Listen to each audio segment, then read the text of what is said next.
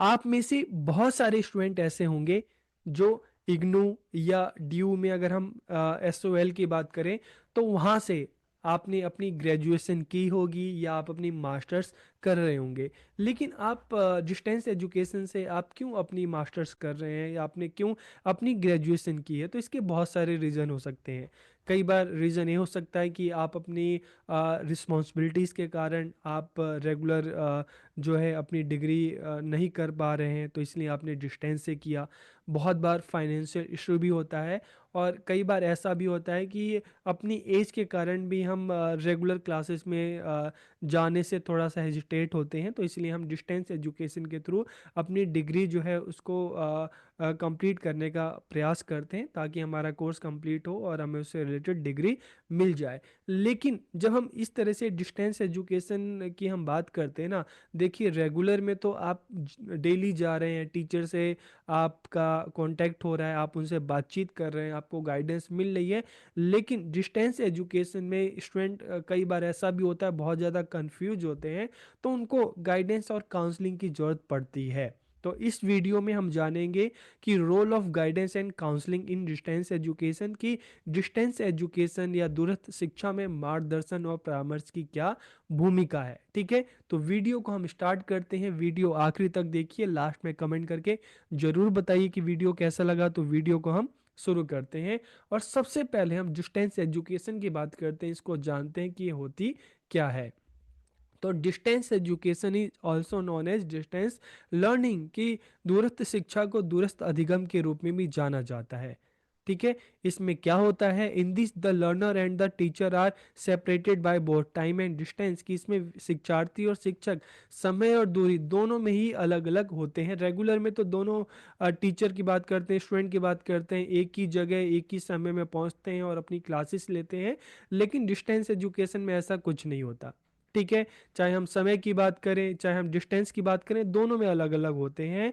और यहाँ पर जो बच्चे हैं वो फिजिकली प्रेजेंट नहीं होते। ठीक है, this is for student who can not always be physically present at school, की है उन बच्चों के लिए है जो हमेशा विद्यालय में या कॉलेज में शारीरिक रूप से उपस्थित नहीं हो सकते। बहुत बार ये भी होता है कि या तो स्कूल घर के पास ना होने के कारण, या अपनी फाइनेंशियल इशू के कारण, फैमिली इशू के कारण, हेल्थ इशू के कारण बच्चा जो है रेगुलर स्कूल नहीं जा पाता, कॉलेज नहीं जा पाता, तो ऐसे में वो डिस्टेंस के थ्रू अपनी डिग्री को करता है। तो this usually involves correspondence courses, की इसमें आमतौर पर पत्राचार्य पाठ्यक्रम शामिल होते हैं। ठीक है, तो यहाँ पर आपको एक चीज़ समझ में आ गया कि डिस्टेंस एजुकेशन, दूरस्थ शिक्षा क्या होती है, जहाँ पर आपको फिजिकली आपको प्रेजेंट नहीं होना पड़ता। ठीक है, आप, और जैसे हम कोरस्पॉन्डेंस से करते हैं, जैसे स्कूल लेवल पे बात करें तो एनआईओएस है, कॉलेज लेवल पे बात करें तो यहाँ पे डी यू का एसओएल है या इग्नू है। ठीक है, तो ये सब डिस्टेंस एजुकेशन करवाते हैं, और हम भी इसमें हमने भी अपनी डिग्री की है या कर रहे हैं या कर चुके हैं। ठीक है, in this student use to contact the school college through mail, कि इसमें विद्यार्थी क्या करते हैं, जैसे हम, अगर हमें अपने इंस्टीट्यूट से, यूनिवर्सिटी से कांटेक्ट करना है, तो आमतौर पर हम मेल के माध्यम से उनसे संपर्क करते हैं। और जैसे कोविड में भी असाइनमेंट जमा करना है, बहुत सारी चीज़ें थी, तो सब मेल के थ्रू ही या गूगल फॉर्म के थ्रू ही उस टाइम ये चीज़ें होती थी। तो distance education is a technology mediated method, की डिस्टेंस एजुकेशन में टेक्नोलॉजी का यूज होता है। इसलिए जैसे जैसे हम देख रहे हैं कि टेक्नोलॉजी का जो डेवलपमेंट होता जा रहा है, चाहे हम वीडियो कॉन्फ्रेंसिंग की बात करें, टीवी की बात करें, इंटरनेट की बात करें, तो उसके साथ साथ जो डिस्टेंस एजुकेशन है, ठीक है, यहाँ पर भी हमें डेवलपमेंट देखने को मिलती है। ठीक है, तो यहाँ तो आपको समझ में आ गया कि डिस्टेंस एजुकेशन क्या है। अब हम बात करेंगे कि प्रॉब्लम्स ऑफ डिस्टेंस एजुकेशन की, दूरस्थ शिक्षा की समस्याएं क्या है। तो आप में से जो डिस्टेंस एजुकेशन के थ्रू अपनी डिग्री कंप्लीट कर रहे हैं, तो उनको कुछ प्रॉब्लम तो फेस आप करते ही होंगे। ठीक है, तो आप वहाँ पर इस ये जो प्रॉब्लम्स है आप लिख सकते हैं अगर क्वेश्चन आए। तो प्रॉब्लम्स क्या क्या है, student face many problem before and after admission in distance education, कि डिस्टेंस एजुकेशन की बात करें ना, तो एडमिशन लेने से पहले और एडमिशन लेने के बाद बच्चों को बहुत तरह की प्रॉब्लम हो सकती है, उनका सामना करना पड़ता है।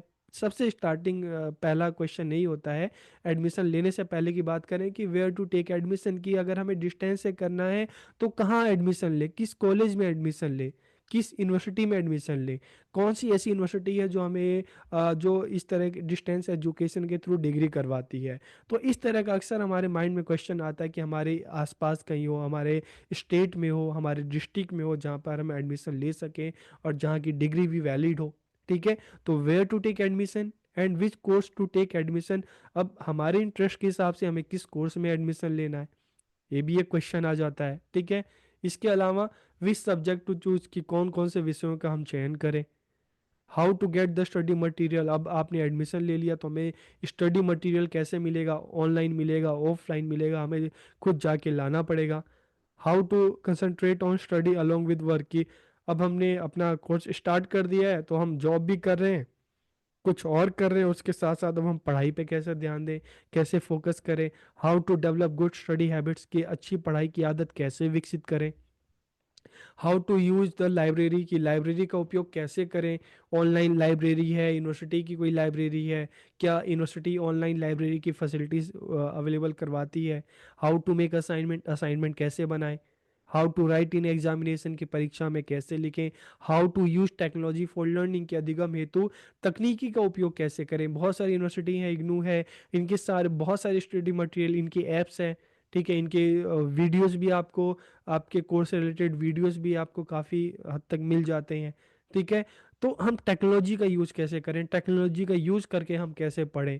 तो इस तरह के बहुत सारे जो क्वेश्चन हैं बच्चों के माइंड में होते हैं।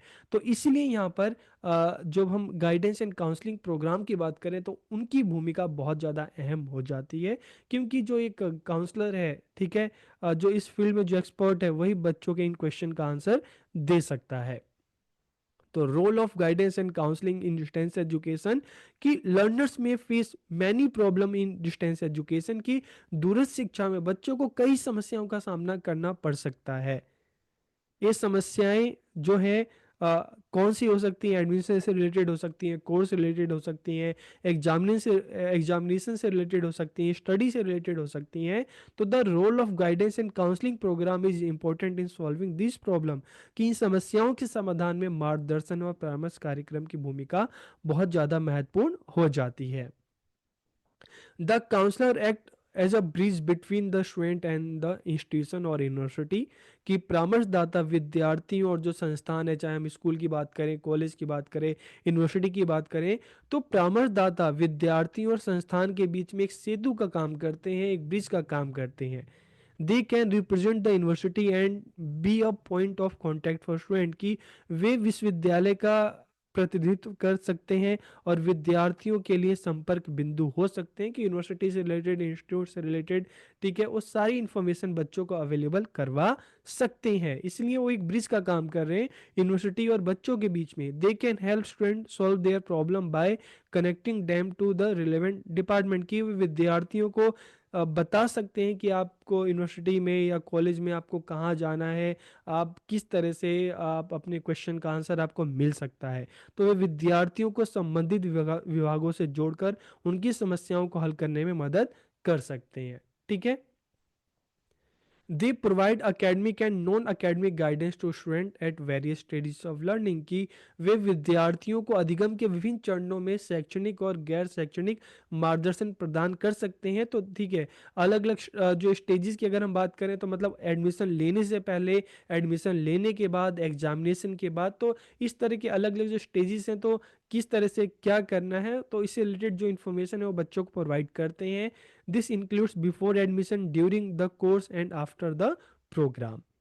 They can help students learn the subject matter, assess assignment and monitor research and project, कि वे विद्यार्थियों को विषय वस्तु सीखने में, असाइनमेंट का आकलन करने में, कैसे बनाना है, ठीक है, और जो भी शोध और अलग अलग रिसर्च होती है, प्रोजेक्ट होते हैं, तो इन सारी चीज़ों में ये बच्चों की हेल्प करते हैं। ठीक है, तो इसलिए जो गाइडेंस एंड काउंसलिंग का जो रोल है वो बहुत ज़्यादा महत्वपूर्ण हो जाता है। इसके अलावा they help student learn and succeed, की भी विद्यार्थियों के अधिगम और सफल होने में भी मदद करते हैं। दे कैन मोटिवेट स्टूडेंट, के विद्यार्थियों को प्रोत्साहित करते हैं। दे can help them become active learner, ठीक है? कि वे उन्हें सक्रिय शिक्षार्थी बनने में बच्चों की हेल्प करते हैं। तो इस तरह से हम देख रहे हैं कि किस तरह से जो डिस्टेंस एजुकेशन में हम गाइडेंस एंड काउंसलिंग की बात करते हैं, इसका रोल किस तरह से अहम हो जाता है और इसके थ्रू किस तरह से बच्चों को हेल्प मिलती है और बच्चे अपनी प्रॉब्लम को सॉल्व करते हैं, और जब प्रॉब्लम सॉल्व होती है तो बच्चा अपनी फील्ड में आगे बढ़ता है और सफलता को प्राप्त करता है। तो वीडियो आपको कैसी लगी कमेंट करके ज़रूर बताइए। आप सबका बहुत बहुत धन्यवाद।